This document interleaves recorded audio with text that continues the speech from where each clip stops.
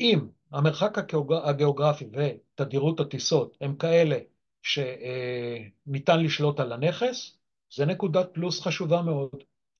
האם השפה המדוברת במקום שבו נרצה לרכוש היא כזו שאנחנו שולטים בה, בדרך כלל אנגלית, שהיא גם השפה המדוברת בין הציבור התושבים, וגם משפטית, אז קפריסין ענתה על העניין הזה אחת לאחת.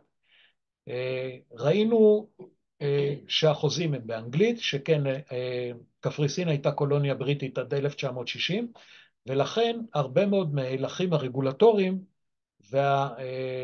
והמעשיים הם באנגלית. אגב, השילוט הוא באנגלית ברוב המקרים, רחובות וכך הלאה, וגם החוזים שעליהם הנחתום, הם אלה החוזים שמופיעים באנגלית ועליהם אנחנו חותמים. המדיניות שלה היא מדיניות מעודדת השקעות, ולא בכדי הרבה מאוד בעלי חברות העדיפו לפתוח או להעביר את עסקיהם לקפריסין.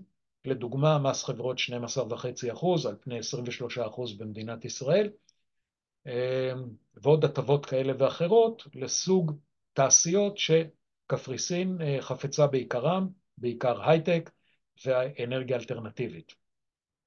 רצינו בין היתר להבטיח או להבין שמדובר במקום שבו יש עונת תיירות ארוכה, כי בעניין הנדל"ן, מעבר לתושבי המקום שמחפשים לשכור, או סטודנטים שמחפשים לשכור, אנחנו גם נרצה לראות תנועת תיירות שלמעשה זקוקה לחדרי בתי מלון, או חדרי אירוח.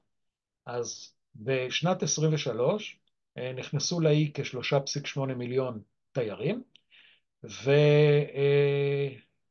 פרוסים או משתכנים בכ100,000 חדרי אירוח, בין אם זה דרך Airbnb וכמובן חדרי בתי מלון, גסטהאוסים, פנסיונים וכך הלאה. אני חושב שאת המתמטיקה ניתן לעשות די בקלות, אין מספיק. וברגע שאין מספיק, זו בדיוק עוד הזדמנות עבורנו גם ליהנות מנכס שגם ניתן ליהנות ממנו באופן אישי כבעלי הנכס מדי פעם לפעם, כי עונת התיירות היא ארוכה, וגם על ידי כך שתיירים מגיעים פחות או יותר מ1 למרץ עד סוף אוקטובר. ביטחון אישי, דיברנו על זה. הביטחון האישי, ואני תמיד צוחק ואומר שרב בריח עדיין לא הגיעו לקפריסין, והשימוש במפתחות הוא בדרך כלל בסוג של מפתחות הירדני הישנות. אני הרבה פעמים ברכב שלי משאיר את המפתחות באוטו. אני לא בטוח שזה נורא נורא מומלץ, כי דברים משתנים, אבל כשמדובר באי שרמת הפשיעה המוצהרת שלו היא רמה של מקום שישי מתוך 184 מדינות, כשהמקום הראשון, אם אני לא טועה, זה פינלנד, אז אנחנו מבינים שמדובר כאן במקום מאוד מאוד בטוח, מה שמהווה גם תמריץ לתיירים, ובוודאי לאנשים שרוצים ליהנות מאווירת חופש אמיתית.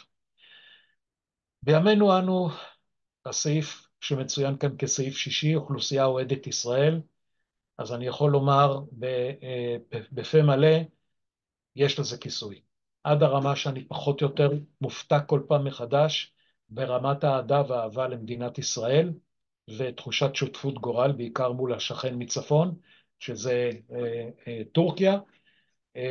וכמו שאמרתי, זה מבחינה של משקיע מעבר לים, קריטריון מאוד מאוד חשוב.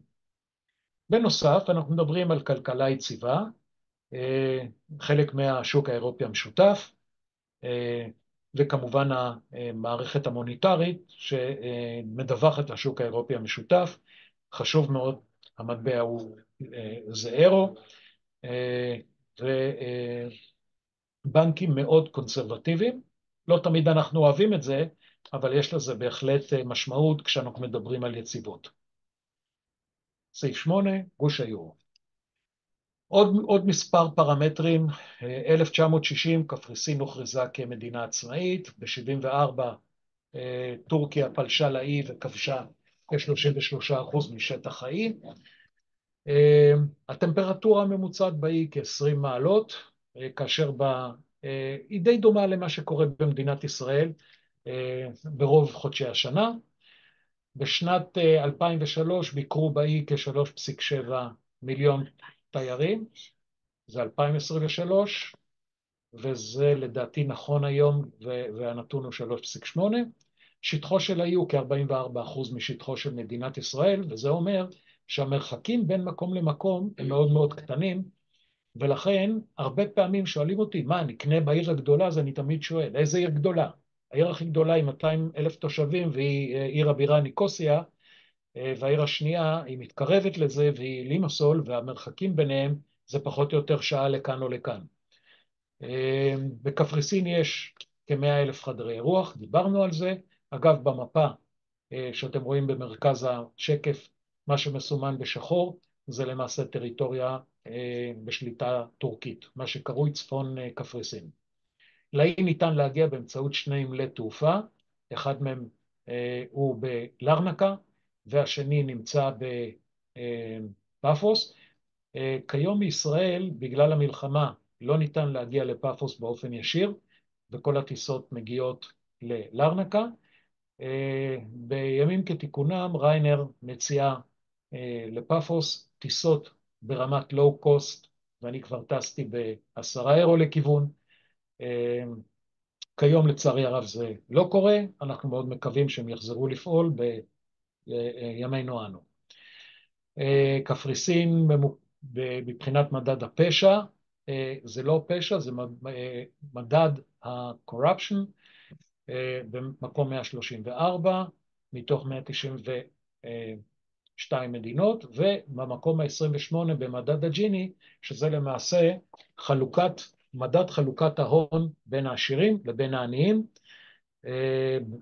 איך אומרים, ישראל היא במקום 85, וברזיל היא איפשהו נמצאת, ושם, זאת אומרת, ברזיל היא מדינה שידועה בקצוות שלה, נמצאת איפשהו במקום, משהו בסביבות ה-150-160. מדד מחירי הדיור, עוד נתון חשוב לכל מי שמשתתף פה בפרזנטציה. אז השקף הזה מדבר בעד עצמו. זה שוק מתפתח שטרם נאמרה בו המילה האחרונה, אם כי אני כבר בא ואומר, כדי להיות קונסרבטיביים, בדרך כלל כשאני נשאל לדעתי על המשך התהליך, אני רואה בעיני רוחי צמיחה של כ5% לשנה ברמת מדד מחירי הדיור. אני כמובן לא מתיימר לתת יותר, נקרא לזה, מבחינת שנים. אני יכול לדבר על 3 שנים, אני רוצה לשמור על צניעות. אני מאמין אישית שזאת תופעה לנוכח המיצוב של האי כמדינת תיירות מובילה. אני מאמין שהמגמה הזאת תימשך ותימשך באופן רציני, אבל לפחות ל3 שנים הקרובות זה מה שאני צופה. ובין היתר, הבוסט מגיע בדרך כלל מתיירים מרוסיה, אנגליה, ישראל, והפלא ופלא, פולין נכנסה למשחק. תיירות מפולין כיום היא מקום ראשון, עם 35% מנתח התיירות הקפריסאית. זאת אומרת שהשוק המזרח האירופאי מושפע אף הוא מהמלחמה באוקראינה, ובהחלט הרבה מאוד אתרים ששימשו אותם קודם לכן, שונו והפכו להיות קפריסין. בואו נדבר קצת על אינפלציה. אז ההתנהגות האינפלציונית היא די מקבילה למקובל במדינות אירופה, ולכן קל לנו בתור ישראלים שמכירים את העקומה הזאת די מקרוב, בעצם לכלכל את ההתנהגות הפיננסית בהתאם.